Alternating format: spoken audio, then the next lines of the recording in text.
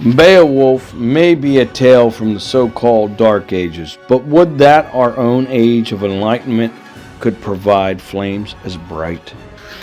Now this is a tale as old as time, the oldest English story ever told that we have any record of. Beowulf, a tale of blood, heat, and ashes. And this is retold by Nicky Raven and re-illustrated by John Howe. I hope you enjoy this story. We're all going to go on this adventure together. Now, Beowulf, an Anglo-Saxon poem. Beowulf is one of the oldest works in the English language, an Anglo-Saxon poem known only by a single manuscript dating from the early 11th century. The original story existed perhaps 250 years earlier than the manuscript, but scholars have never agreed upon the precise date of its composition.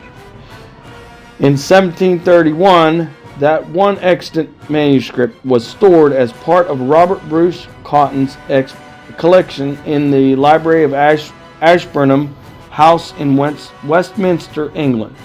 Here it barely survived a devastating fire that consumed hundreds of other priceless works. Today it is stored at the British Library in London, where new technologies are being used to create a digital archive for this precious part of our literary history. The scorched 1,000-year-old manuscript describes the story of a hero, Beowulf, and his struggle against the formidable monster Grendel. Written in a rhythmic, pumping style, this poem makes the most of the natural energy and force of the Anglo-Saxon language.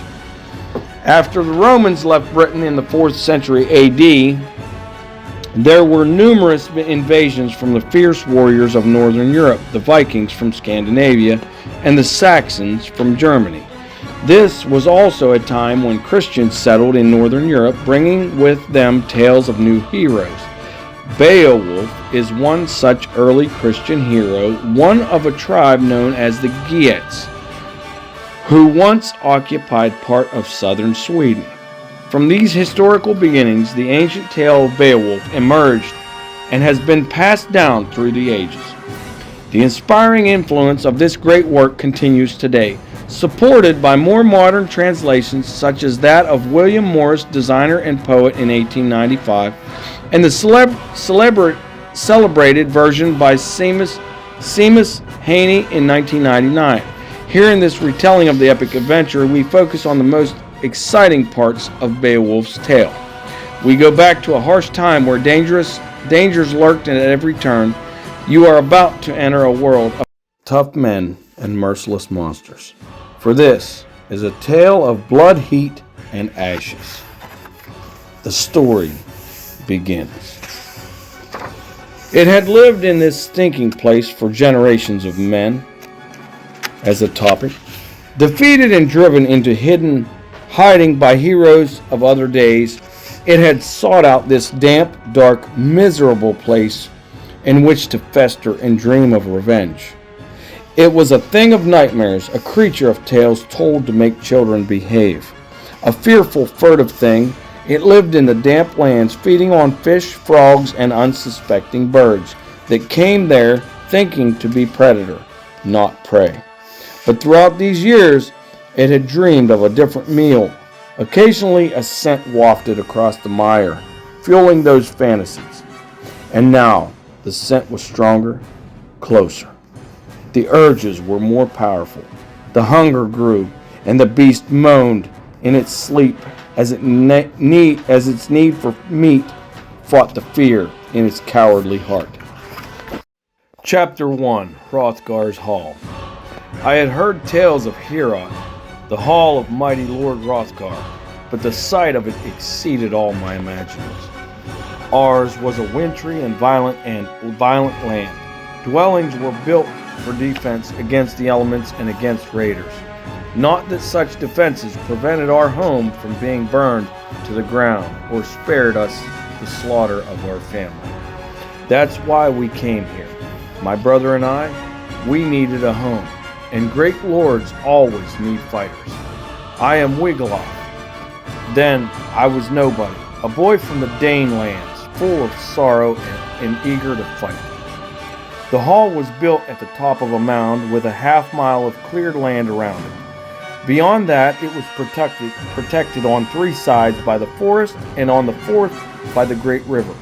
Beyond the river was the mire, a bleak, soulless place with a bad reputation. It would take a brave band of raiders to attack through the mire.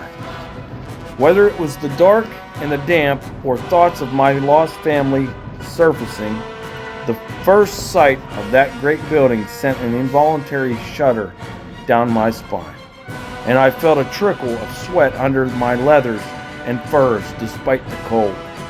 I looked at my brother.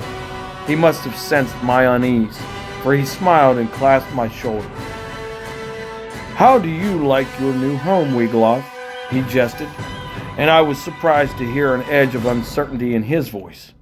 Even Preben, who had once wrestled and killed a wolf with his bare hands, was a little unnerved. I took a closer look at the massive timbered building in front of me. Even in the half light of the torches, it was magnificent. 2 huge beams the width of 3 men and the height of 6 rows on either side of the doorway, supporting a network of other massive planks and beams. Runes and carvings were cut into every available flat surface, for the carpenters and builders liked to leave reminders of their art. The doorway itself was built for defense. No more than 2 men could stand side by side in it, but even the briefest glance told of the thickness and durability of the ancient wood. A golden carving of a serpent, the sign of Hrothgar's house, was planted firmly in the center. The creature's jeweled eye seemed to bore into the heart of any who approached it. Those first few months at Heorot were heady days and gave no hint of the bleak times that lay ahead. We hunted, we fought, we drank, we sang, we slept. The harvests were good, the hall was never short of ale, and the pretty girls were always ready with a kiss for a brave young fighter. But then came the troubles. They started the night of a grand feast thrown in honor of a troop of warriors, myself and Preben included, who had wiped out a marauding nest of bandits. The drinking and singing had gone on into the early hours, until most of the men had simply fallen asleep where they sat. The rest of us lay curled up on benches and furs at the edges of the hall, barely awake and blissfully unaware of the danger that lurked beyond the walls. Outside, the dark thing stumbled through the night, the oozy wetness of the marshes slapping and sucking at its scaly limbs. The beast planted and slavered, half in anticipation of the bloody feast it dreamed of, half in dread of the steel that it feared was waiting. But it could not turn back. Driven to madness and despair by the smells of food, smoke, and ale borne on the wind, and tormented by the snatches of laughter and song that mocked its wretched existence, the monster lurched toward Heorot.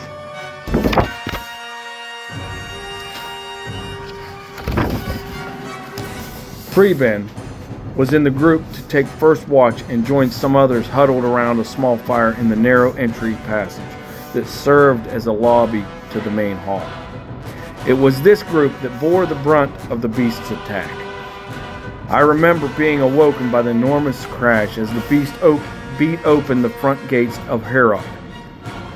Hazy as I was with ale and lack of sleep, it took a few moments before the ruckus penetrated my consciousness. We were under attack. Throwing on my jerkin and hastily thrusting my feet into my boots, I seized my axe and shield and joined the other warriors stumbling haphazardly toward the source of the trouble. I had seen my fights in the previous months, some of them savage and bloody with no quarter on either side, but never had I witnessed slaughter like this. A nightmarish vision stood in the inner lobby. Stooping to fit inside, the creature loomed twice the height of the burly men hacking at it with their blades. The long jointed limbs that swung relentlessly made it hard to reach the beast to strike. As I watched, one warrior ducked under a swinging arm to drive his sword into the monster's side, only for the iron blade to slide harmlessly off the dark, scaly hide. Before he could retreat, the other monstrous arm seized the warrior by the shoulder and lifted him clean off the ground. The beast's powerful jaws opened to reveal an obscene cave of a mouth, lined with teeth like rows of daggers, dripping with blood and strings of flesh. By now, there were 40 or 50 warriors crowding to the attack. Moving with unnatural speed, the beast darted to the left and seized two figures cowering by the wall.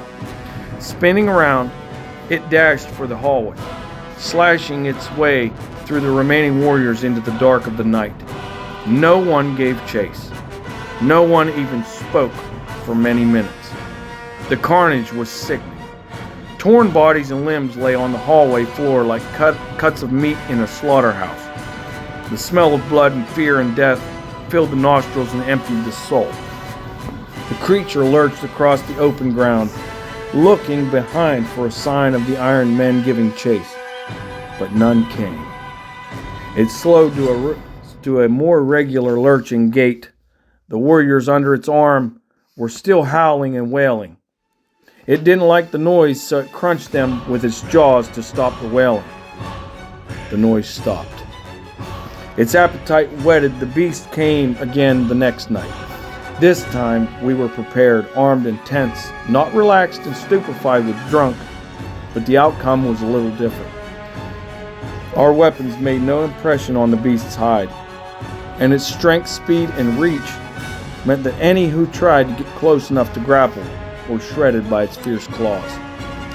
Over the next month, I saw many good fighters and good friends fall prey to this ravenous creature. Wise men were consulted. We asked if they knew any way to bring down this fearsome opponent. They told us the monster was named Grendel and had existed for generations of man, beyond our time and knowledge. At the end of the month, I was summoned by Lord Hrothgar. "Wiglaf," he said quietly, his fingers drumming nervously on the arm of his great chair. "My hall is almost empty of warriors. No one dares sleep here, and the good times and the singing have ceased. We can no longer fight this monster alone. You must travel to the land of the Geats across the sea and ask aid of Hygelac, their king. I have heard of a mighty warrior who dwells among them. He may be our last chance." Chapter 2. Search for the Hero. I was no seafarer. I had been chosen for the journey due to my tact and courtesy. The sailing was not long or rough, but it took me days to find my sea legs, and the experienced warriors laughed and teased me, saying that I should wear a skirt and work in the galley. After little more than a week, and much to my relief, we arrived. There was a watch on the coast, archers and horsemen, so we splashed through the shallows with our spears and shields reversed as a sign of peace. The urgency of our need was clear to the captain of the watch. 3 of my companions and I were given swift horses and leave to travel inland to the hall of Hygelac. Hygelac, king of the Geats, was older than I expected. Older than most in the harsh northern lands. His shoulders were stooped and his beard white as snow, but a fire still shone in his keen eyes, and he spoke clearly. "Welcome, young dame, to my hall. You have news from Hrothgar?" he asked. "I do, Lord Hygelac, but only bad news," I replied. "Our land is ravaged by a monster from the coastal marshes. Grendel, this night stalker, brings fear and death to Hrothgar's hall. Heorot and is a plague on all the land around. If Grendel is allowed to continue, then the house of Hrothgar will fall, and the land of the Danes will return to the old lawless ways." "You bring grave news, indeed," mused the king. "But how can I help? If the best fighting men of mighty Hrothgar cannot prevail, then what can we do? I thought for a moment and looked around the hall. Hygelac was surrounded by his chief thanes and warriors.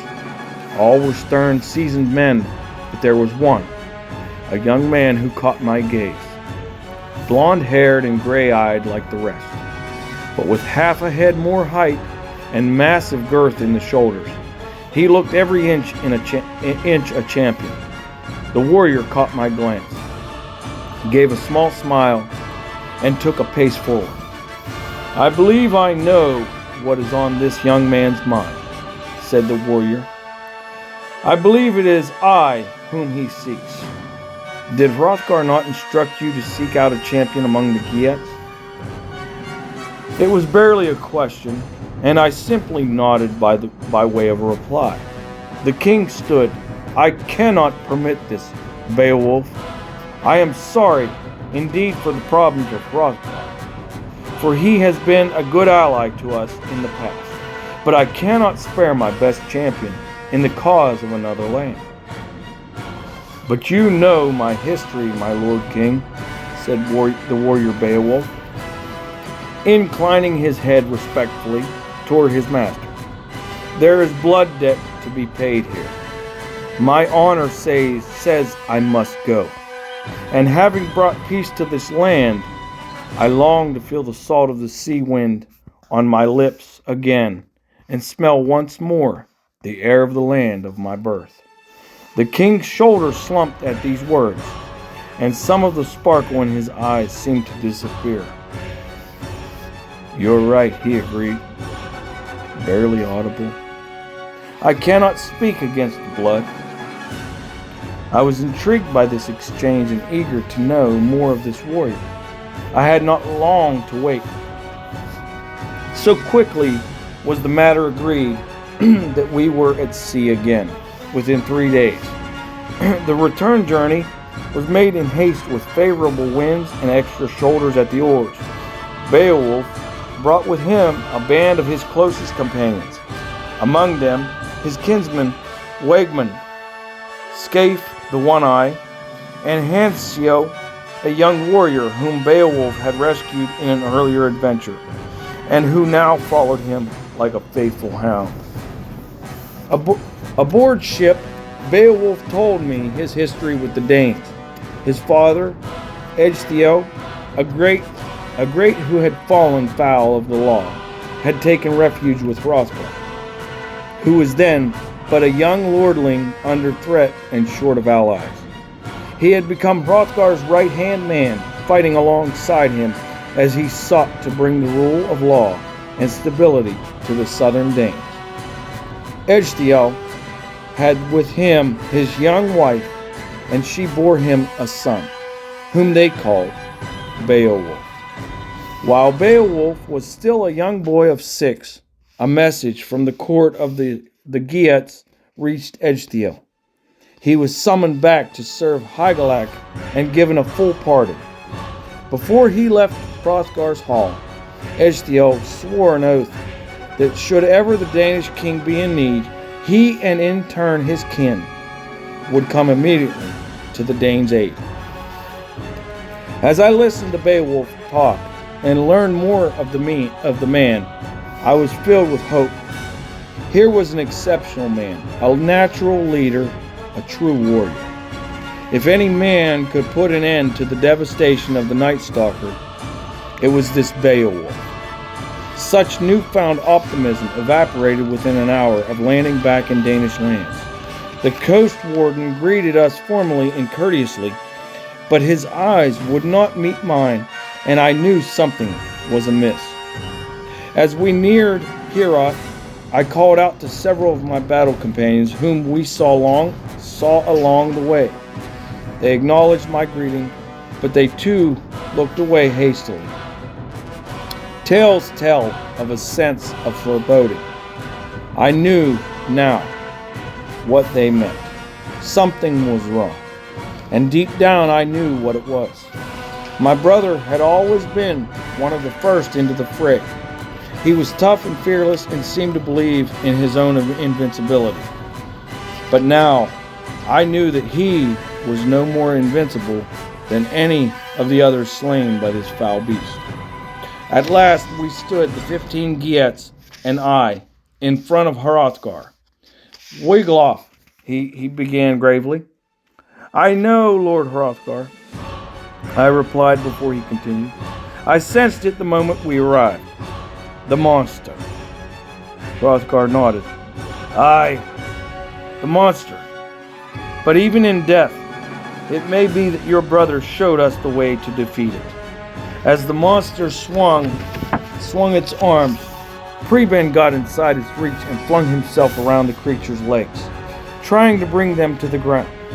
If another could have reached him to lend power to his efforts, then we might have toppled this Grendel.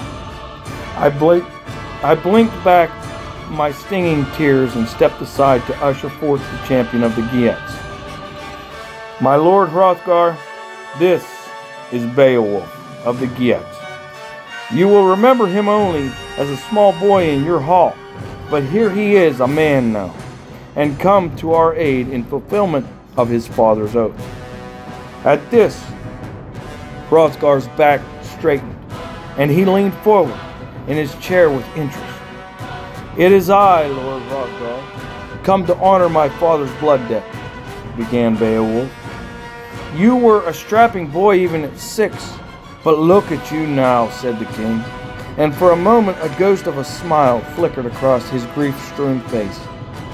"Indeed," replied Beowulf courteously. "Maybe it is the good Danish air I breathed as a boy that helped me reach this stature."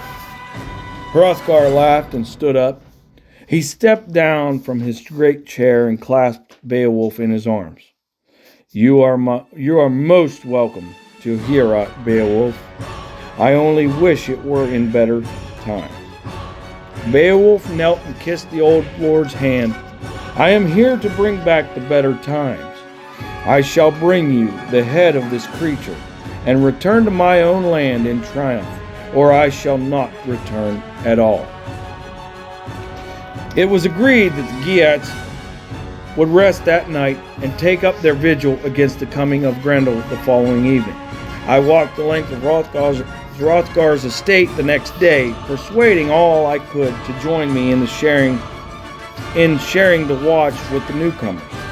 It was a near thankless task. The Danes were sick of the bloodshed and mayhem, and most were ready to quit and seek shelter and employment elsewhere. I was ashamed when I reported to Beowulf that night with no more than a dozen men, most of them close friends of Preben. Chapter 3. A Fight in the Dark.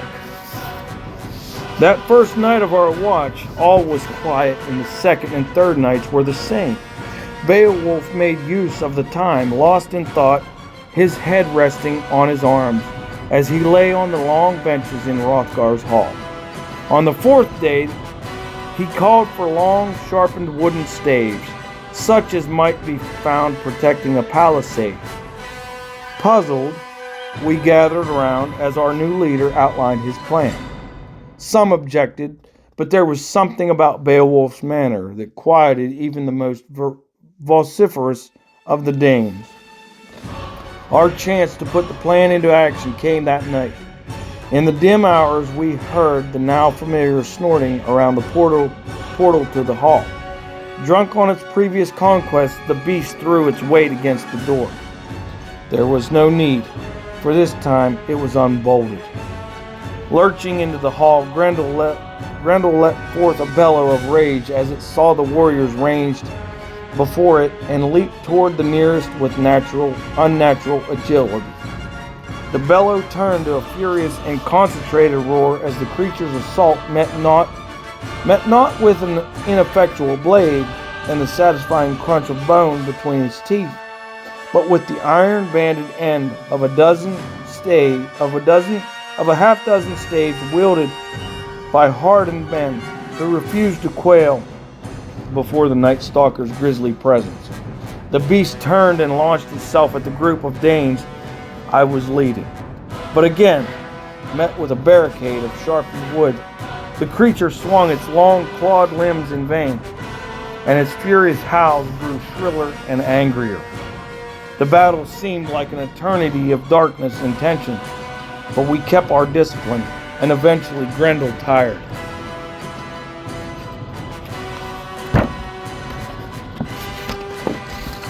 The monster's swinging arms moved in a less deadly arc, and the slavering jaws were too weary to spew forth much venom and rage. The beast knew that it would get no kill tonight, and turned to make its retreat. Beowulf seized his moment. As Grendel's back turned, he leaped atop the monster's shoulders and flung his arms around the enormous neck. Even with his great reach, the Geat could barely stretch around the beast's colossal frame. With a mighty bellow and a surge of new energy, the monster threw back its shoulders and almost sent the Geat spinning from his perch. Beowulf kept his balance, though he was sliding from the beast's shoulders. As he slid, he managed to loop an arm around Grendel's shoulder and cling on. But even as he locked the monster's left arm, he was in grave danger from the swinging right. Grendel swung twice with its free limb. One swing a hairbreadth from decapitating Beowulf, and the other striking a glancing blow that rattled the Geat's armored helm. As the arm swung back for a third deadly blow, a figure detached itself from the phalanx of stave-wielding warriors. Hansel seized the flailing arm and clung on. Pinned to the spot by the battling warriors, Grendel had just one remaining course of action. With a mighty heave, the Night Stalker pulled Hansel toward its brutal cavern of a mountain.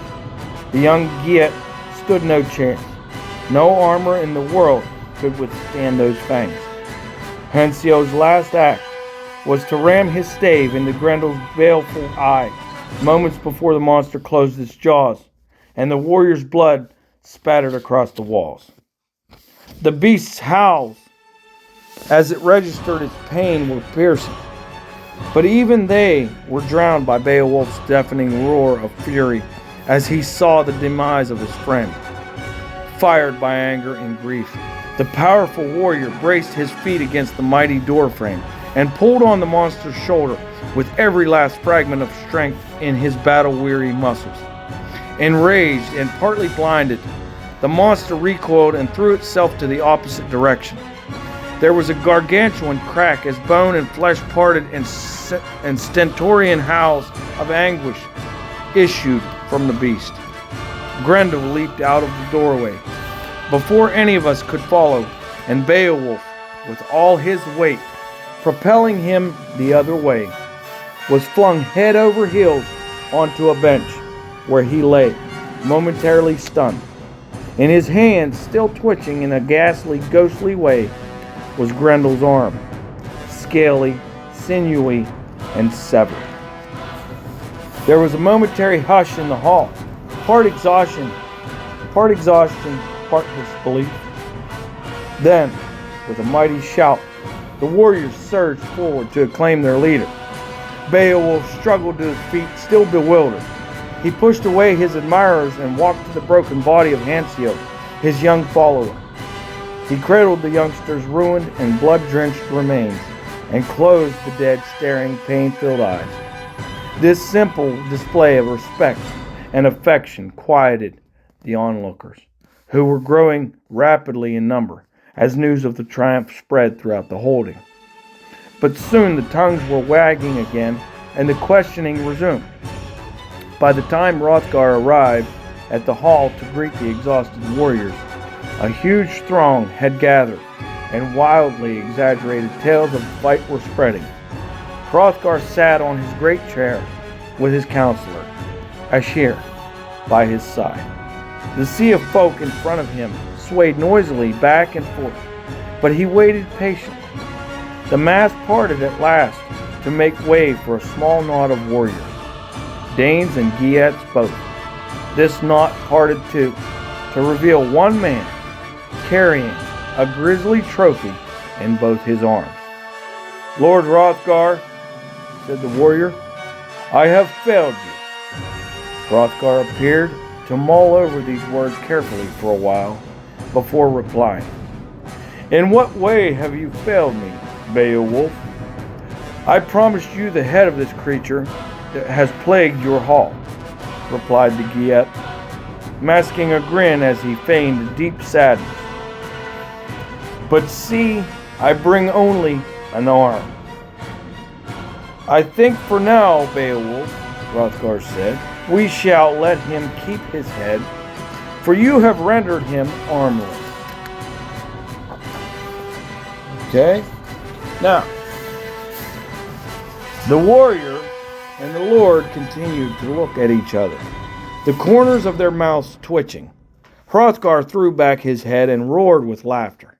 He leaped from his seat and flung his arms around the exhausted Geat. Drinks here!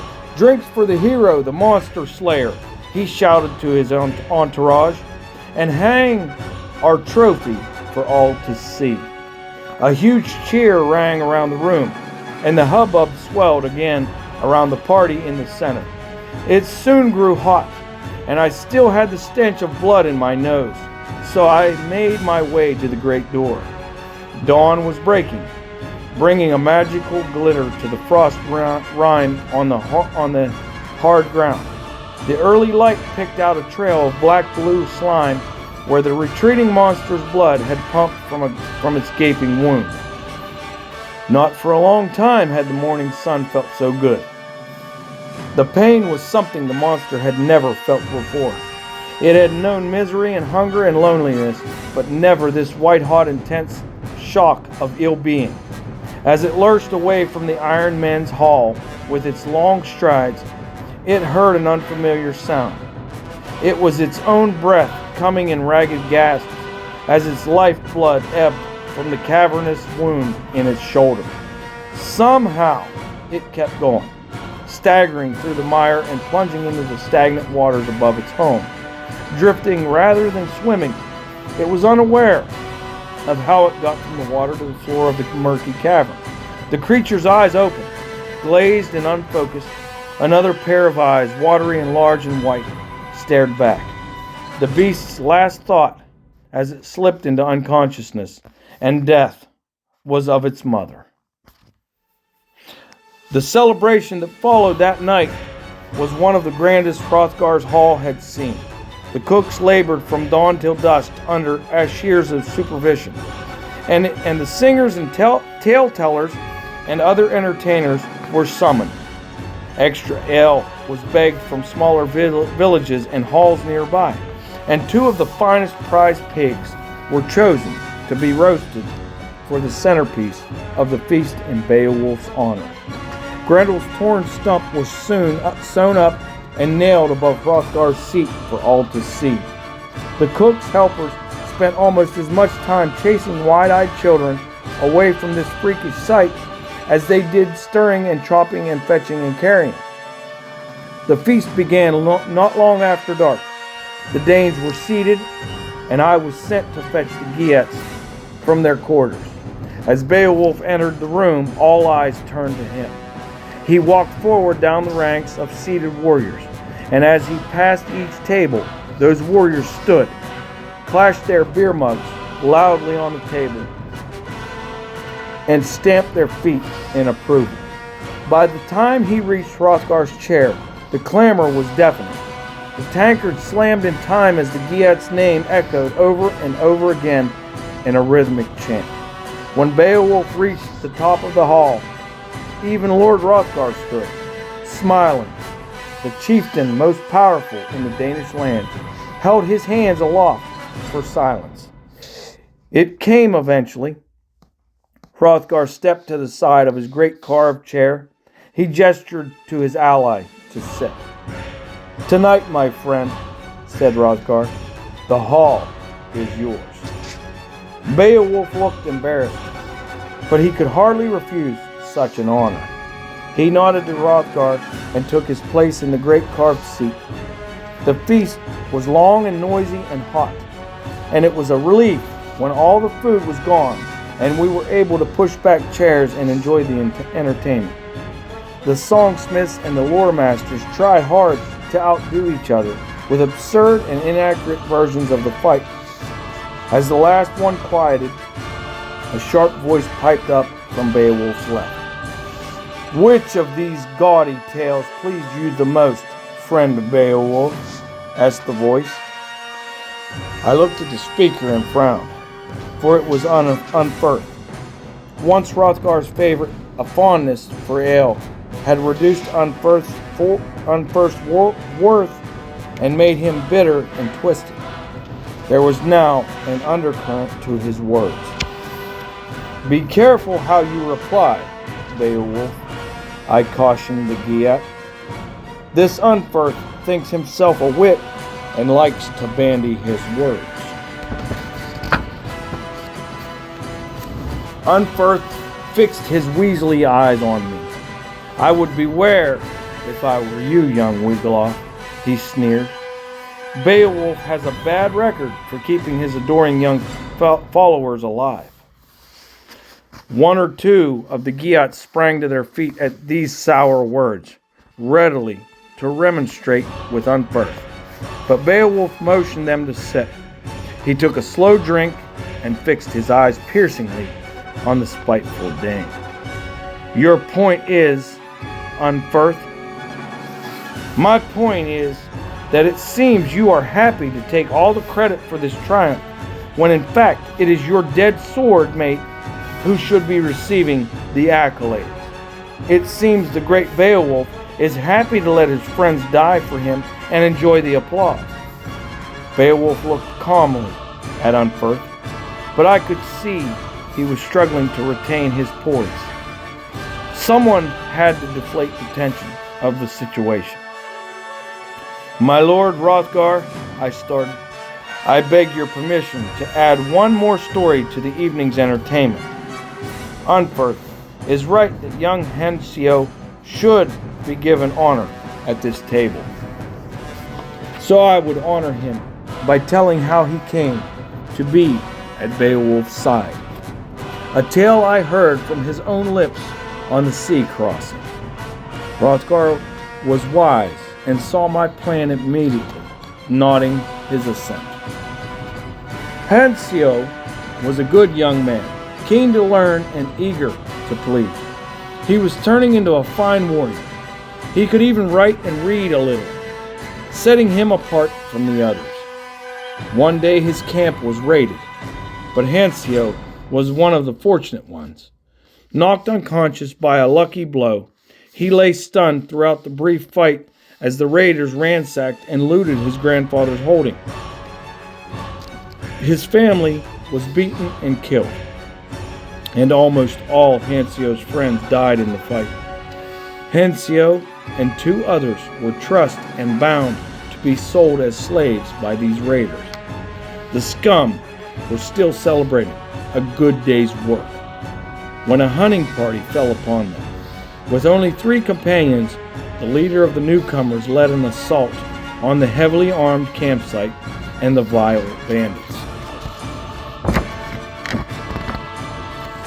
The cowardly looters fell before the heroes like wheat before a scythe.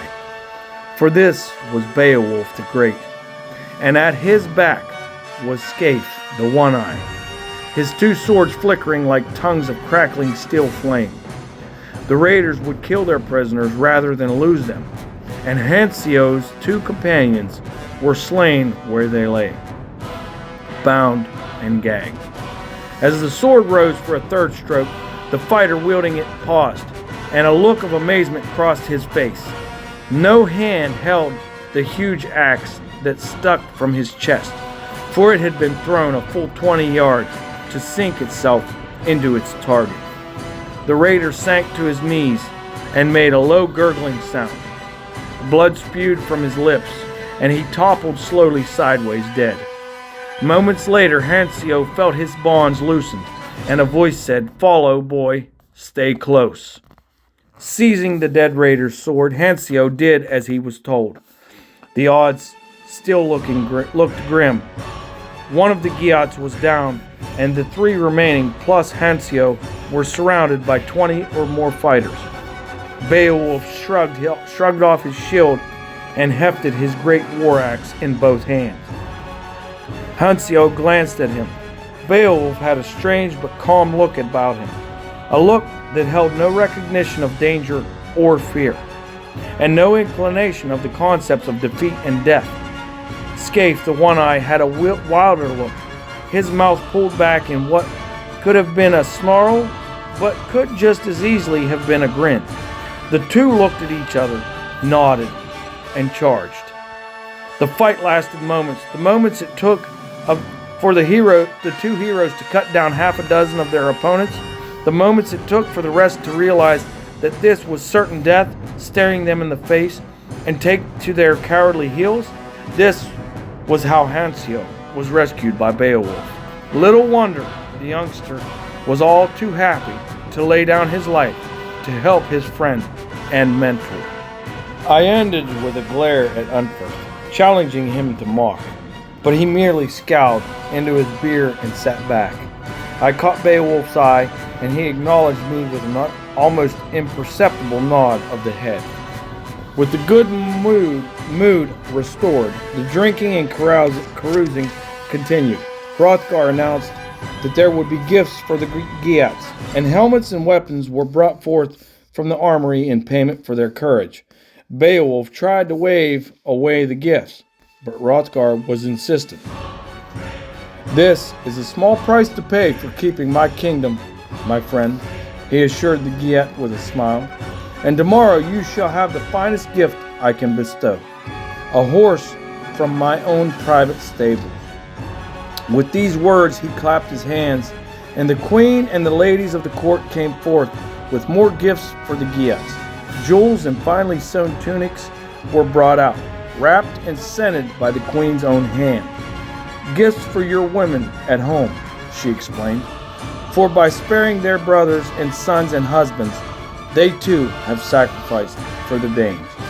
The Danes roared their drunken approval of their queen, and she bowed out of the hall with her ladies, leaving the talk to return to fighting and drinking and recent conquests.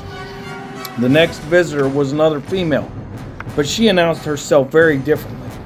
The door was smashed in, and the bodies of the knight's sentries were flung past the wreckage to lie broken and bloody on the hall floor. Then Grendel's mother strode through the opening, howling and spoiling for blood. She swung her arms at the nearest tables, smashing men, tankards, and food platters to the ground. All eyes were facing front now, as the Danes took in the full view of the latest nightmare in their hall. Who was baying her grief and her thirst for revenge? Scaled and armored like her son, Grendel's mother was a full head taller, if slimmer. Her limbs, too, were sleeker, and her chest had some semblance of femininity. There was no mistaking who she was. Her face was leaner, and her yawning mouth was not as wide as her son's, but the teeth were like 2 rows of sharpened daggers. As if to demonstrate their keenness, she seized Ashir, Hrothgar's counselor, who was standing near the door, and bit his head clean from his body.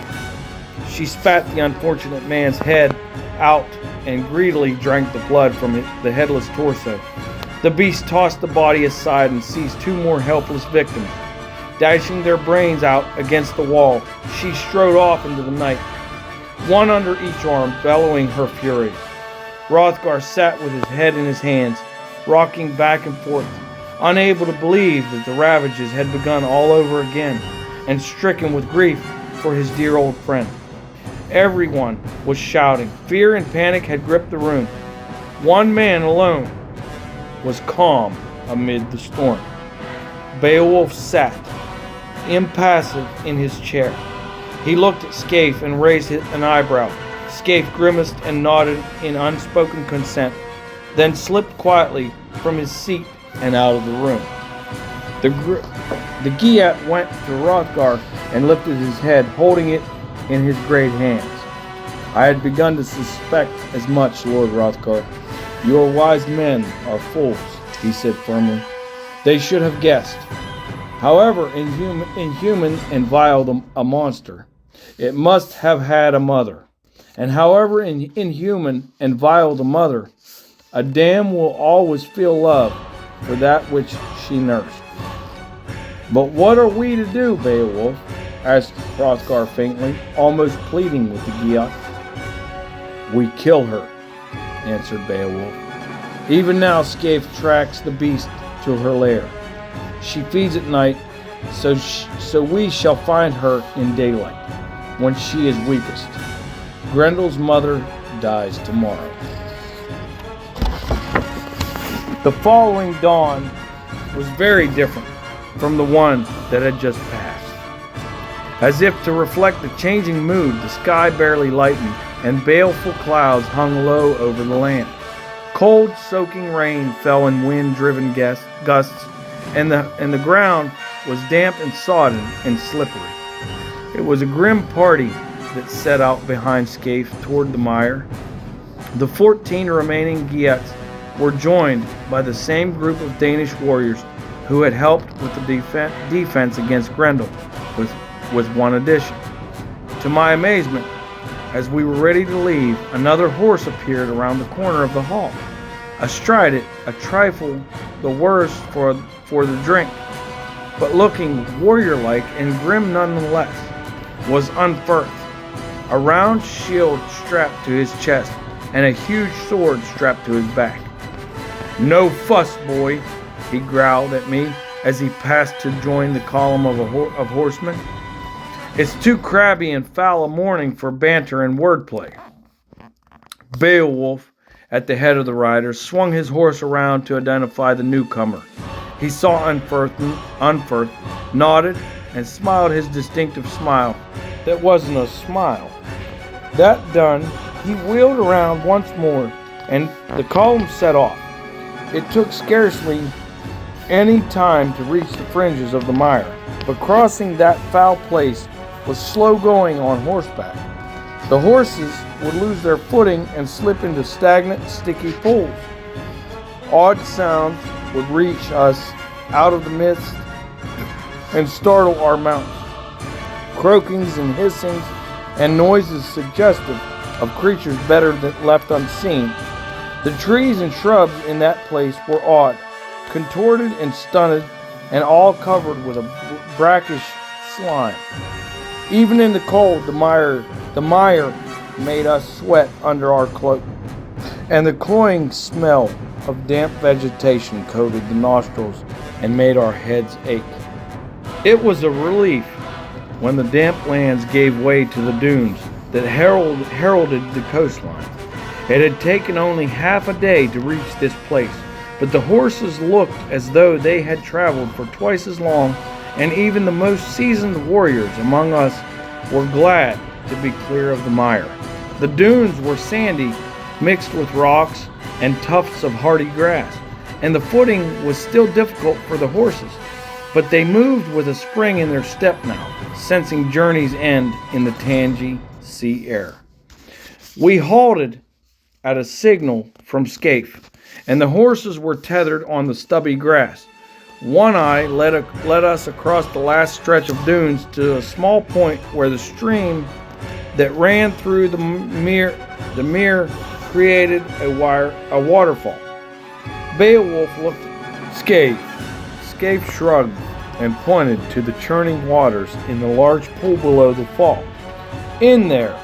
Asked Beowulf incredulously. Yes, confirmed Scaife, but let me show you something else. Ropes were tied to two of the strongest horses. Beowulf and Scaife lowered themselves over the cliff's edge and dropped some 40 feet below the top. When they reappeared, Beowulf shook his head and smiled at his friend, clapping him on the back.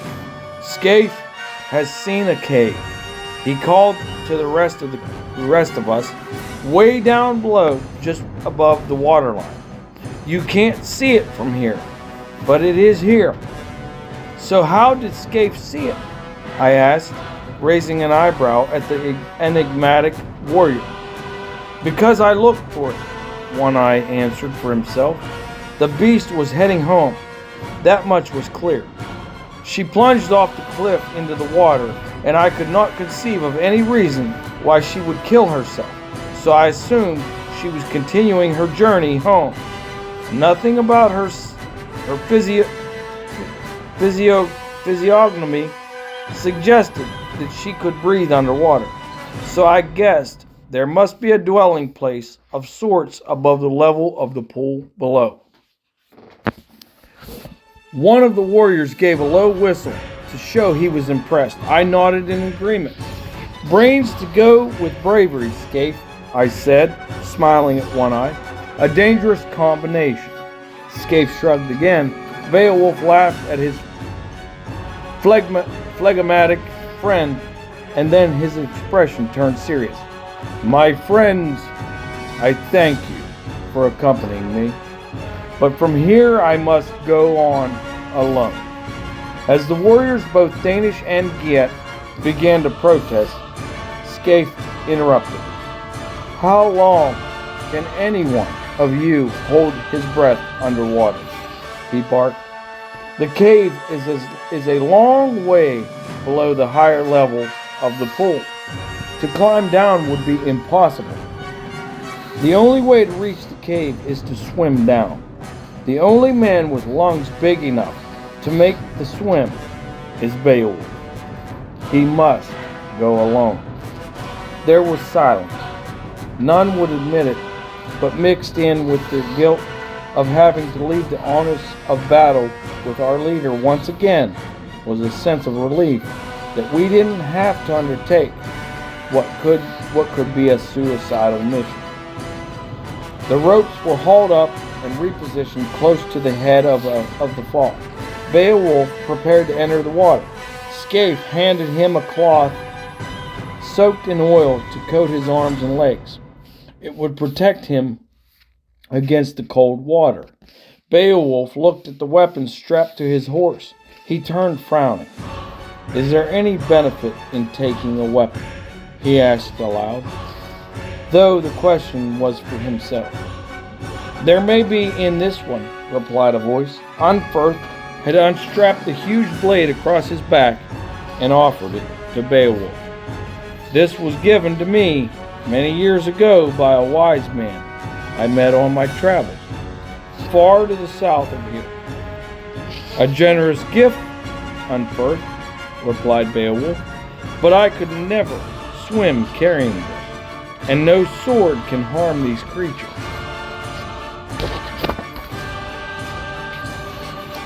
This was no ordinary wise man, Lord Beowulf, said Unferth with a knowing smile, and this is no ordinary blade. He drew the blade from its scabbard, and there was a murmur of approval from the onlooking warriors. Instead of the dull metal of most blades, this had a sheen to it, like a polished gemstone. The murmurs turned to cries of astonishment when Unferth flipped the sword into the air as if it were a child's toy, and caught it after it turned a lazy, graceful circle in the air. He offered it again to Beowulf, who reached for it, eyes wide with excitement.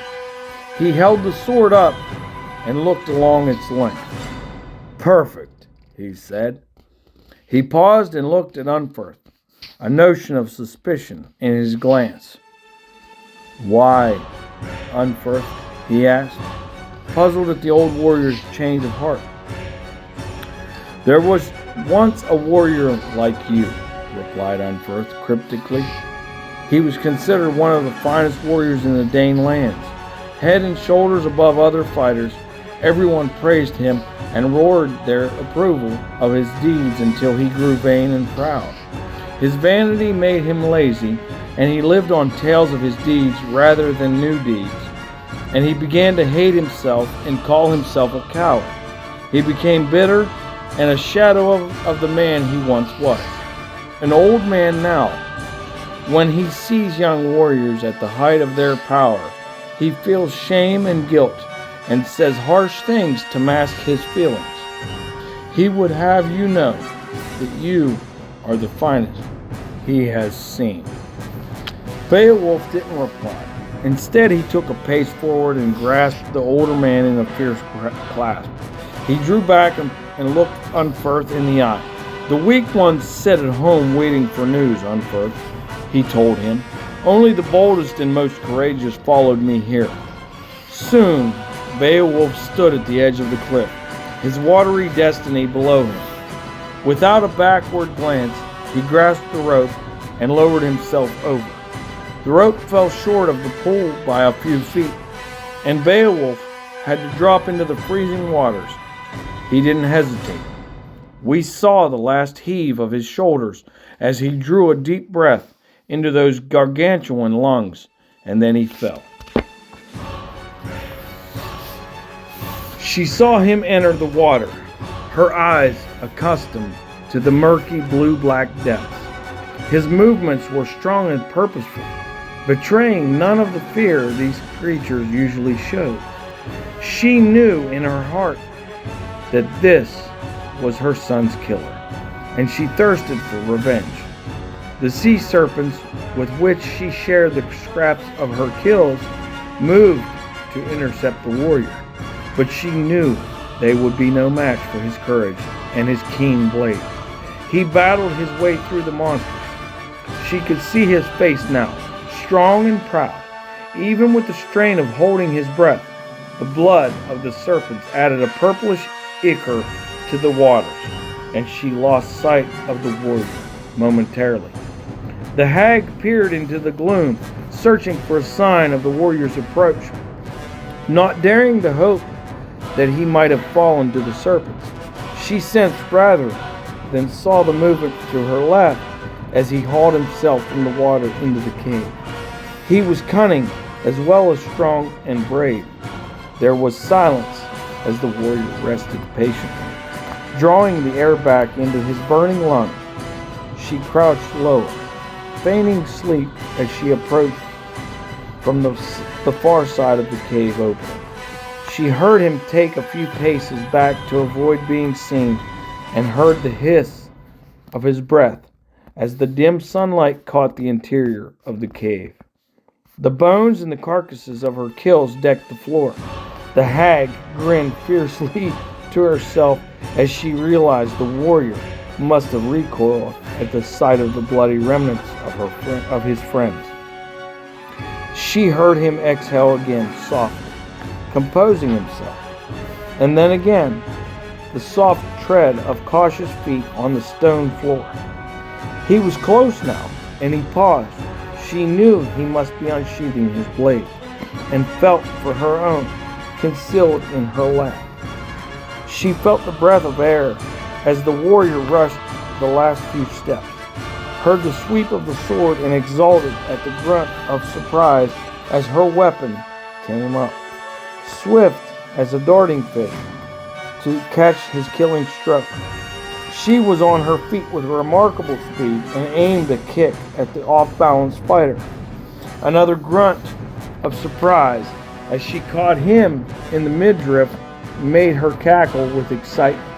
The warrior had clearly not expected her to carry a weapon, but he learned his lessons quickly. As she rolled adroitly to miss the backhanded slash she aimed at his head, she was between him and his sword. She closed, baring her dagger like teeth and flexing her claws. She would make this slow. He would suffer, just as Grendel had. She would hobble him with a deft slash at the knee, like she snarled in fury as her cut was intercepted and the warrior grasped her knife arm. Before she could bring teeth and claws into play, she felt herself seized in a bear hug, the breath whooshing from her. He had spirit. This would be a fine kill. No one bore witness to the mighty struggle that took place in that cave, the indestructible monster against the irresistible courage of a hero. Up on the surface, we waited for what seemed like hours. We waited at first with expectation, then with hope. As the shadows drew in and the daylight waned, our hope turned to fear. No one looked at each other. Instead, eyes were cast down and shoulders sagged. Scaife lowered himself on the rope, but reported no sign of movement at the entrance to the cave. The Danes among our group lost heart, and they left us heavy-hearted on the cliff top. The 13 Geats and Unferth and I will never desert a man who carries that sword, for it has never failed to find its mark, snarled the grizzled old warrior, when the Danes questioned why he stayed. After more waiting, a sorry sight met our eyes. As we stared into the darkening pool, the water slowly began to change color. Dark swirls of rusty water appearing amid the fresh and clear. Wegman saw the stains in the water and turned to us with grief in his eyes. "That is blood," he said.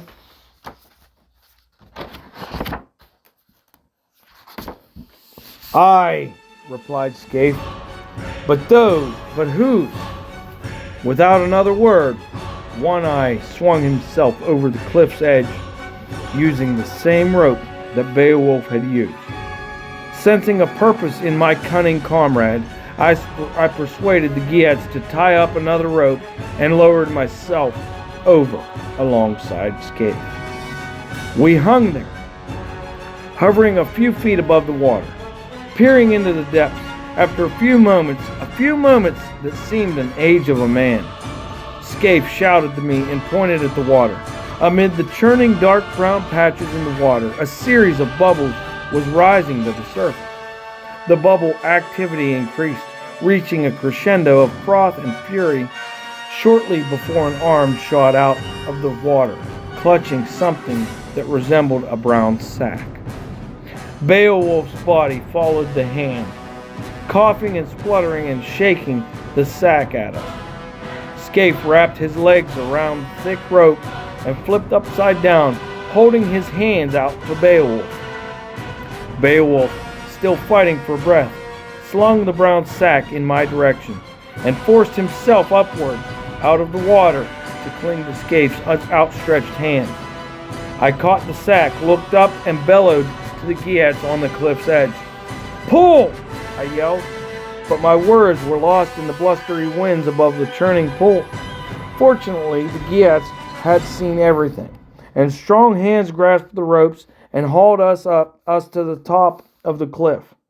Beowulf lay gasping for breath and flapping his hand in my direction, while Scaife frantically rubbed some feeling back into his aching arms. Concerned, I seized Beowulf's hand. "Head," he sputtered, in between spitting out mouthfuls of water onto the headland. I frowned, not understanding. "Head," he sputtered indignantly, waving in the direction of the sack he had thrown to me. I picked up the sack, shouted, and dropped it again. Unferth picked it up and immediately began to laugh. He held it up for the others to see and shook it in my face, grinning. The sack was the head of Grendel, leering in a hideous death grin, brown and wrinkled, and covered in sparse hair like a sack. The laughter broke the tension. Soon all the warriors were rolling around on the ground in merriment and relief. Among them, Beowulf, no longer sputtering, exhausted, but alive. Beowulf's tale of the fight with Grendel's mother came later, back at Heorot. When food and warmth had brought color back into the hero's cheeks, the monster had been strong beyond anything Beowulf had experienced. He wrestled with her for an age, the cruel point of her dagger inching ever closer to his throat. There was nothing to brace himself against as he had done when tearing off Grendel's arm, and no weapon to ward off the blow he knew would come. Out of the corner of his eye, he could see Unferth's obsidian blade lying on the floor behind the hag. Somehow, he had to reach it. His strength was failing, The strain on his muscles from the swim was telling, and he could feel the hag's breath in his face as she slowly forced his arm back and her dagger closer. They saw in desperation men can do extraordinary things. Beowulf barely remembered how, but he had summoned one last burst of energy and hurled the monster away. She howled in anger and leaped back to attack, but the brief respite had given Beowulf time to throw himself across the floor and scoop up Unferth's blade. As the hag leaped on top of him, Beowulf reversed the sword and prayed. He felt the beast's weight on his back, felt her hot breath on his neck, and her gurgling cries of triumph. He gritted his teeth and waited for the final blow. But the gurgling had not been triumph. It had been the monster's death rattle as the sword pierced her seemingly invulnerable armor into her black heart. She lay still, blood seeping from the hole in her chest.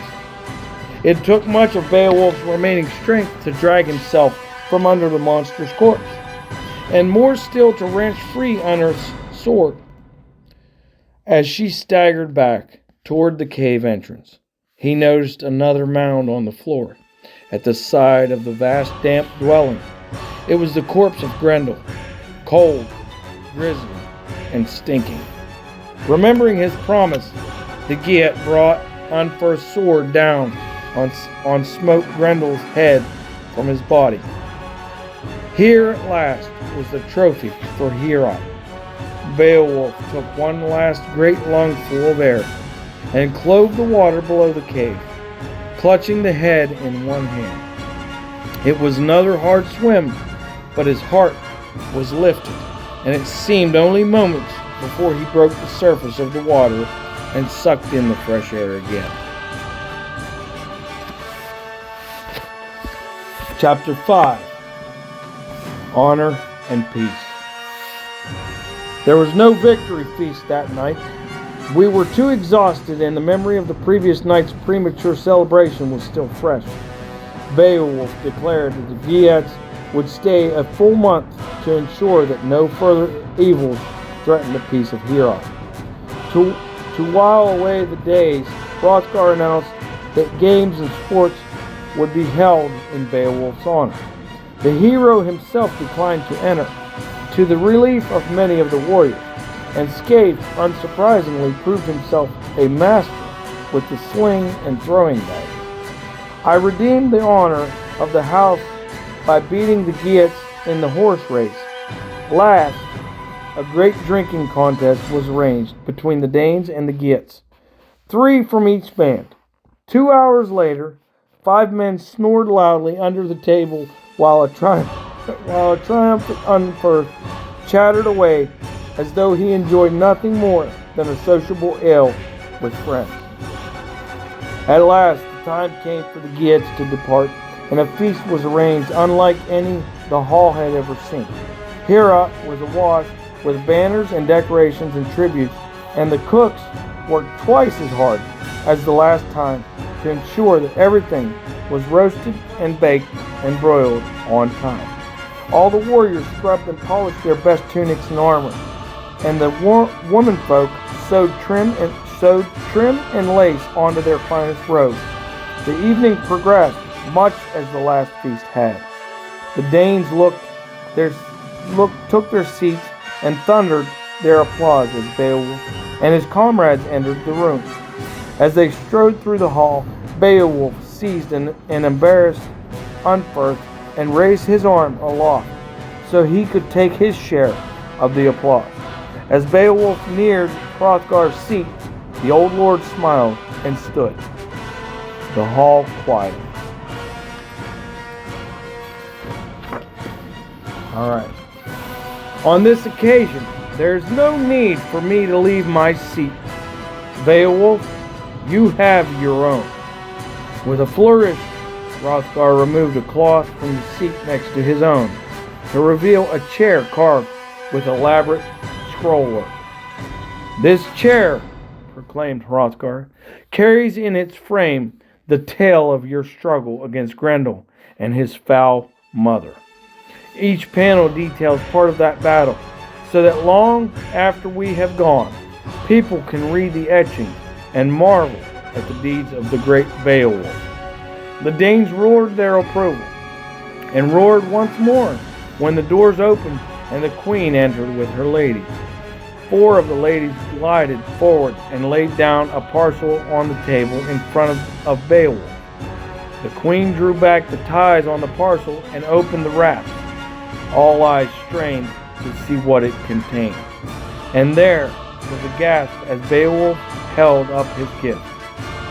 It was a coat of mail such as none had seen before. The coat was a series of fine links of hardened iron with discs of beaten bronze laid over the resulting mesh. The mesh itself was sewn onto a soft leather tunic of great strength and suppleness.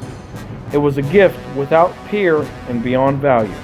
Beowulf thanked the queen courteously and sincerely. She bowed gracefully to him and to Lord Hrothgar and swept from the room. When the commotion over the armor died down, Beowulf spoke quietly with Hrothgar, and the old lord nodded vigorously. The great turned to face the assembled Danes. Not all the heroes in this event were from among my people, he stated, looking coolly around the room. Some among you put aside your fatigue and fear and joined us in our fight. At this he turned to his comrades, and they held out Unferth's mighty obsidian sword. This blade was a gift from a Dane of outstanding courage, boomed Beowulf, holding aloft the deadly feather-like sword. Unferth, Unferth, shouted the Danes. Beowulf motioned them to be quiet. The sword belongs with your people, and I would return it, a Dane of outstanding courage. Unferth, Unferth, the shouts came again, doubled in volume. Hands clasped Unferth on the back and urged him forward, but the old warrior stayed in his seat. Beowulf smiled at Unferth and nodded. Unferth is a hero, but he is a hero in his twilight years, and he would not thank me for putting on him any responsibility for protecting his people. Unferth nodded back his assent and drank down his beer with a scowl. But there is another among you who has shown his courage, leadership, and fortitude in these trying times. Beowulf paused dramatically and held out the sword toward me. I returned this sword to Wiglaf. I was aware of people pounding me on the back. I felt my face turn crimson with embarrassment as I was hoisted shoulder high by the Danes and marched through the room past all my comrades and friends. I laughed at the absurdity of it all, but they banged their mugs on the table and chanted my name. Set down in front of Hrothgar, I stood, feeling awkward and confused as he addressed me. Beowulf is right, Wiglaf. You have become a symbol of courage and loyalty to our people. I didn't know where to look. And now, continued the Lord, Beowulf wants you to accompany him back to his home so his people can meet his friend and comrade, Wiglaf. I just stood there, stunned and stupid. What do you say, Wiglaf? Hrothgar smiled, sensing my confusion. Do you accept this invitation? Yes, if my lord permits it, I stammered. Permit it, boomed Hrothgar.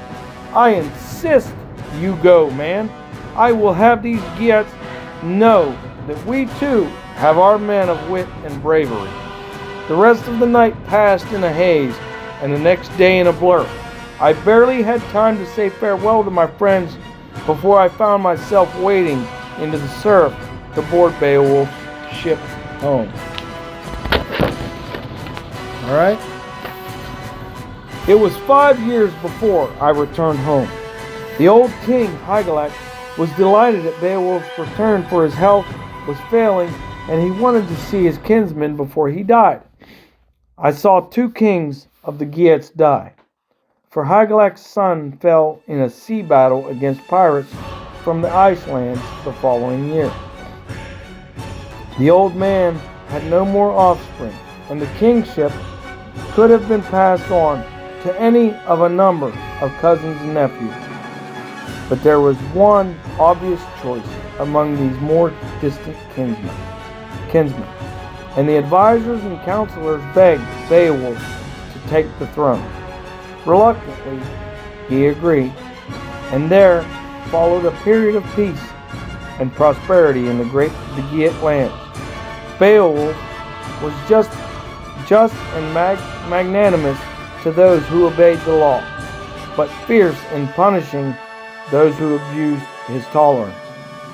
He earned the enmity of many petty lords who liked to take advantage of their positions of power, but he earned the praise and love of the shackled folk he freed from their tyranny.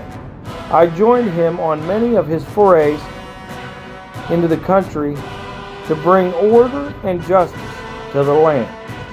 Unfurled sword became something of a good luck totem for Beowulf's warriors and an object of fear for his enemies. Leaving my new home was a wrench, but word came that Hrothgar was fading, and his son, Earling, had requested that I return and act as his advisor. The sword and I took to the water again, and I felt the same stir as I approached Heorot that I had felt all those years ago, when I arrived as a youngster seeking work and shelter. Only this time, I heard men whisper my name and saw them point as I strode up to the great doors and entered the hall. I marched up to Hrothgar's great carved chair and bowed formally. The old man was slumped, half asleep, but Earling, no youngster himself, came forward to embrace me admiringly. Gently, Earling woke his father, and the old man's head rose from his chest. His eyes were rheumy, and he peered at me as if seeing through a fog. "Who is this?" he asked. "Some new hero come to my hall?" "It is Wiglaf, father," said Earling, "come back to us from the land of the Geats." "Ah, Wiglaf," said the old man, a warm smile crossing his face. "Good. Now the land is safe. It is time for me to go." And so he went, just like that. With his head on his chest, he fell asleep, never to wake again. Chapter 6, A New Peril. The thief moved carefully across the rocks by the side of the ford. If he could find somewhere to hide among these seashore potholes and caves, he could evade his pursuers. On this stony ground, they didn't have the advantage of their horses, and they were clumsier and less sure-footed. Spending all one's life peeping around corners and clambering across rooftops had its advantages. He leaped nimbly from rock to rock until he came across a small stream. The ground was boggy around the stream, and he looked for a suitable rock on the other side. There, he could just make it. He leaped with both feet, flailing with his arms for balance, and just about landed his feet on the far side of the stream. Unfortunately, the rock moved. It was only half bedded in the soft ground and shifted a crucial inch or two when he landed. Arms windmilling and biting his lip to stop himself from crying out, he fell into the marshy stream. It was quite shallow, but it was cold, very cold. Furthermore, it was on a steep slope and moving quickly.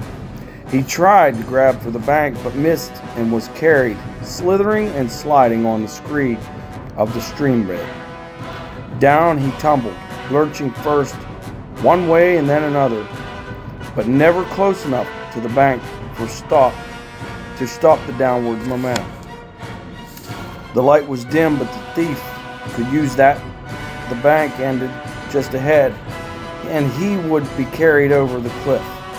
In desperation, he tried to throw himself up and out of the water, but he succeeded only in turning himself over and immersing his face in the freezing stream. He surfaced just in time to feel his feet slip over the edge. He moaned inwardly as he went over the edge to certain death, and then screamed with pain when he hit something moments later. Through a mist of tears, he looked down and realized that he had landed upon a gnarled tree stump jutting out from the cliff face. As he waited for the throbbing pain to subside, he wondered why he couldn't have kept his legs together as he went over. But there was no time for self-pity. The stump was slowly falling into the sea, and his weight was accelerating that natural process. He looked around frantically and felt his heart leap. Just to his left and a little below was a ledge, and if his eyes weren't deceiving him, the blackness of the rock suggested it was the opening to a cave in the rock face. Maneuvering himself so he was hanging from the stump was a heart-stopping process, as every moment made it shift in its moorings. At last, he was hanging by both arms, swinging gently to the left. A deep breath, eyes closed, and he jumped. 2 heartbeats missed, and he felt his feet touch the ledge. Instinctively, he put his arm forward for balance and fell again. Not outward to the foaming rocks below, but inward onto a damp stone floor. It took the thief a few moments to adjust his eyes to the dim light. What he had assumed to be a cave, he now saw was a dark passageway leading at a slight incline into the rock. There was a powerful smell coming from the passage, which normally would have deterred him from investigating, but the alternatives were limited. So he picked himself up and crept cautiously down the dark corridor. What little light the outside world had offered was gone, but the thief was used to prowling dark corridors, and he felt before him with his toes for hidden drops or gaps. There were none. The corridor grew darker, and the smell grew stronger, and yes, warmer. It was definitely getting warmer. It was a bit like being in a stable when the horse was cooped up during the snowy months. The corridor curved slightly, and as he rounded the curve, he became aware of a faint light ahead. The passage had sloped upward, but not enough to have taken him to the surface. As he grew closer, he realized that the light was artificial, like a candle reflecting off of a polished surface.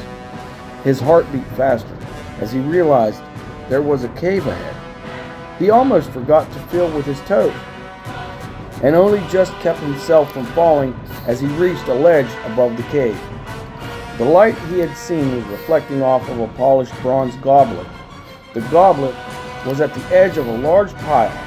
The thief caught his breath as he looked down. The mound was made up of gold coins, jewels, weapons, and precious objects, all piled haphazardly atop one another, glittering and winking at him in invitation. What was less inviting was the huge sea dragon curled around the foot of the mound, its chest moving noiselessly in sleep. The warmth was supplied by curls of steam from the dragon's flared nostrils. The thief felt his bowels turn to water at the sheer size of this terrible guardian. The thief licked his lips, torn between greed and fear. He looked to his left and saw that the ledge wound all the way around the chamber and ended at another opening similar to the one from which he had emerged. At once, he made his decision, thinking that surely one small trophy would be no risk to his safety. Holding a small spur of rock in the cave wall, the thief leaned out as far as he could into the cave. He stretched and groped beneath him, grinning to himself as he felt the handle of the bronze goblet. A quick swing of his body, and he was back on the ledge, clutching at the wall while he regained his equilibrium and steadied his heartbeat. Within seconds, he was away, up the tunnel opposite, which, as he guessed, led him to a concealed entrance on the surface. He chuckled to himself at his cleverness and put his mind to thinking how he could sell this priceless artifact. But he wasn't as clever as he thought. The dragon was old and subtle, and the balance of the mound was precarious and delicate. The removal of the goblet upset that balance, and other objects in the pile began to shift and disturb themselves. It would take days, but the mound would topple. The dragon would wake, and it would know instantly that something had been taken. Dragons were greedy, acquisitive creatures. They did not like being robbed. Many years had passed since I returned to the Danelands, though I received messages at intervals from the Geats, usually via traveling musicians or storytellers. One day, such a bard presented me with a scroll. It was unusual for Beowulf to relay his messages on parchment, so I read it immediately. Friend Beowulf, we have shared many struggles and many journeys. I'm about to undertake another, and it may be my last. 2 nights ago, one of my fief holders brought in a thief named Ecgtheow. This Ecgtheow had in his possession a goblet he had tried to sell to my man. The goblet was old, and when the wise men saw it, they knew immediately. It was the cup of an ancient ruler who had been slain in a battle by a vengeful dragon. This dragon flies again, ancient and vindictive in its malice and unrelenting in its search for its lost treasure. It burns and kills not out of necessity, but out of spite, and to harm the race that harbors the thief. Tales have been spreading of the devastation on the south coast of the country, and the wreckage has been spreading farther inland. As soon as the snows are past their worst, we shall ride to find this dragon and kill it, or be killed. Be safe, and think well of your friend and ally, Beowulf. Be safe indeed. I was 45 and still strong, and I wasn't going to stay at home while my friend rode to his death. I went immediately to Erling and asked him leave to sail to Beowulf's aid, just as the Geat Lord had come to ours many years before. Knowing the history of our bond, he nodded his assent, and I sailed within 2 days. By the time I arrived at Beowulf's hall, the Geats were nearly ready to leave. There was a shout from among the men thronging the courtyard, and Weigmund, Beowulf's cousin, stepped forward to greet me and wring my hand in his giant fist. Beowulf himself was not far behind, clasping me to him in a bone-shaking embrace. All those of the party that fought Grendel are with us. Those who remain alive, at least, said Beowulf, a catch in his voice. You complete us, Beowulf. He smiled that familiar smile. Only now creases appeared at the corners of his mouth, and said, I knew you would come, old friend. Some things are meant to be. It is counted an honor in my land that I fought alongside the great Beowulf, I replied, and I would not stain that honor by deserting you now. A familiar one-eyed figure pushed quietly through the ranks. He patted my horse and whispered in its ear, not meeting my eye. Only as he moved away did he turn and look at me. Good to see you, too, Skeg, I told him, grinning. The enigmatic warrior simply nodded and walked back to the hall. Beowulf chuckled. Much in my life has changed over the years, he said. but never Scaife. Didn't understand him 30 years ago? Still don't. The warriors around us roared their approval of the joke, and we walked back to the hall, laughing and exchanging banter. 30 men set out the next day on the dragon quest. It wasn't a difficult trip. The peace Beowulf had brought to the land meant it was an easy place for travelers. As we neared the coast, signs of the dragon's ravages became apparent. Whole stretches of farmland were scorched to blackness. Burned out buildings and stunted trees stood stark on the landscape as if it hit by lightning. Beowulf's mood became darker as the signs of depredation increased. Eventually, we found ourselves on the dunes of the southern coast of the Geatlands. Ecgtheow was looking around glumly and scratching his head. The thief had been made to join the expedition because he was the only man who knew the location of the secret hoard, or thought he knew. "You'd better not be lost," growled Beowulf, with a dark look at the thief. "It all looks the same, my lord," groaned the thief. "Scrub bit of sand, more scrub, occasional patch of water." Beowulf didn't have time to be angry. Before we'd even had a chance to find the dragon, it found us. There was a low rumbling sound first. I thought it was the fierce seas crashing against the rock, until I realized it didn't have the ebb and flow of water. The rumbling was punctuated with hisses and a kind of growling. The warriors looked around nervously. It was Scaife who shouted and pointed.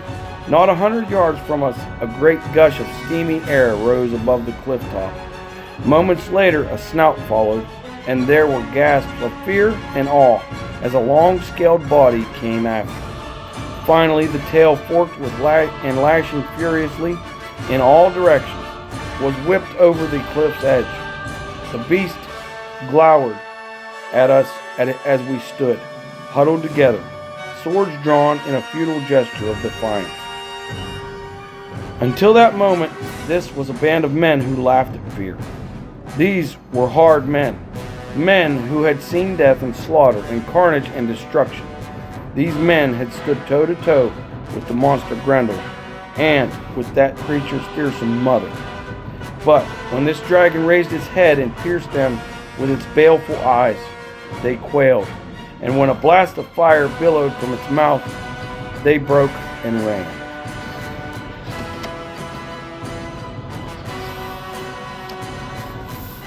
Three remained. Beowulf nodded to his right, and Scaife slowly paced that way, both swords raised at the ready.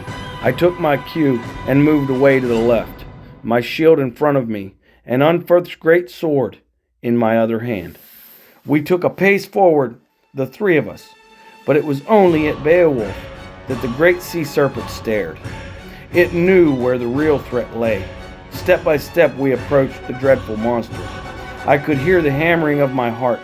It didn't comfort me, other than to reassure me that I was still alive. When the dragon attacked, it was with unbelievable speed and dexterity for such a huge creature. It raised itself on its powerful back legs, spread its wings, and launched itself at Beowulf. As it moved forward, Scaife leaped nimbly around the wing for a blindside attack. Not only was the dragon huge and quick, it was smart.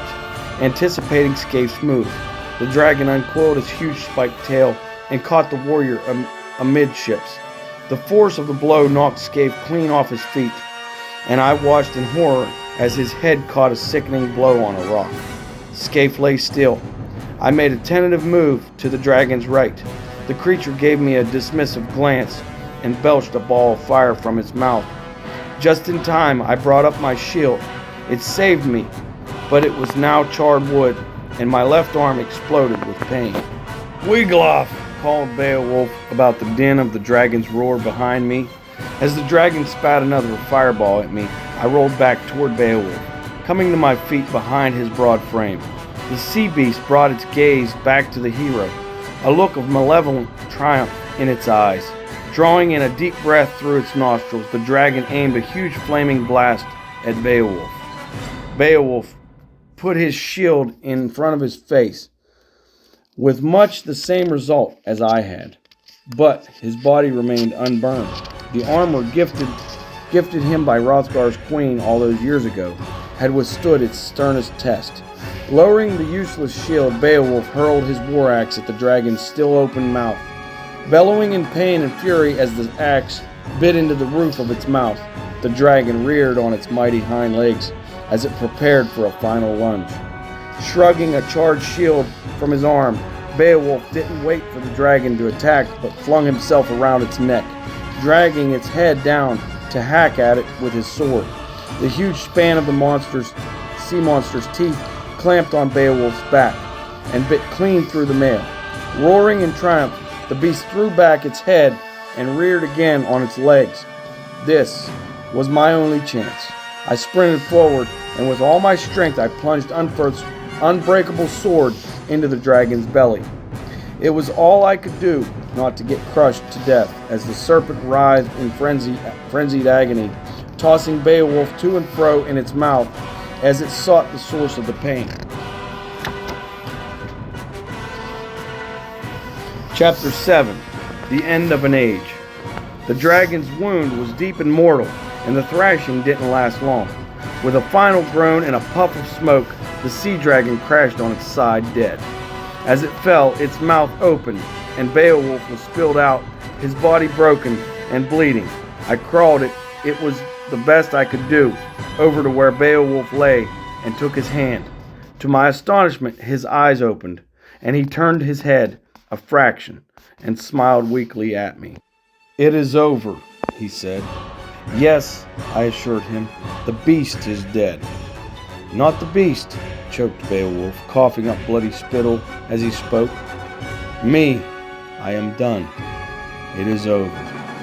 I started to protest, but he silenced me with a feeble wave of his hand.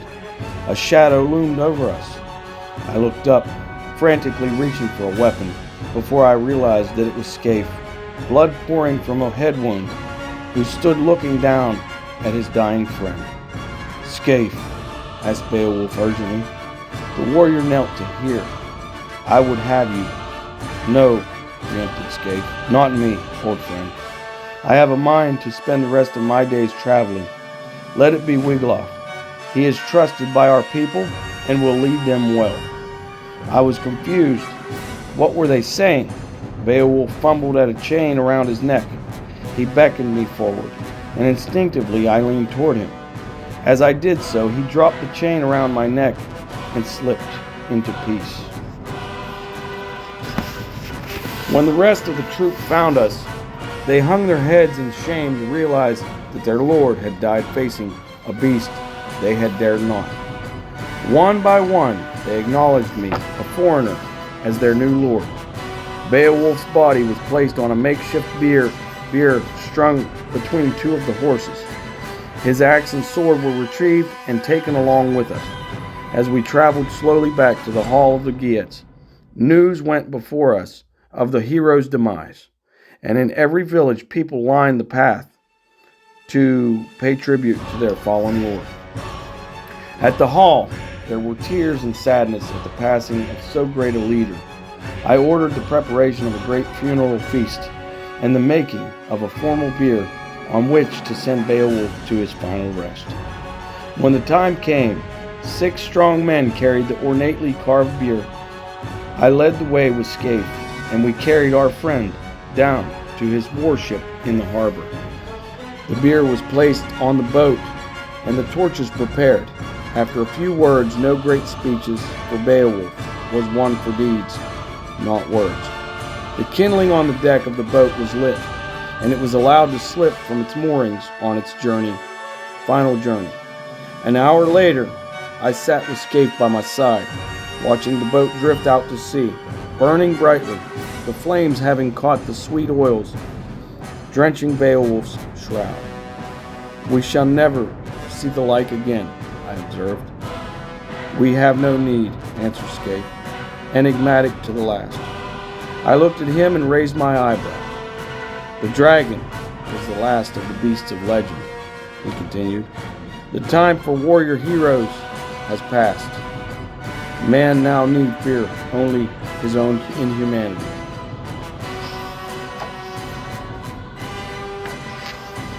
the end.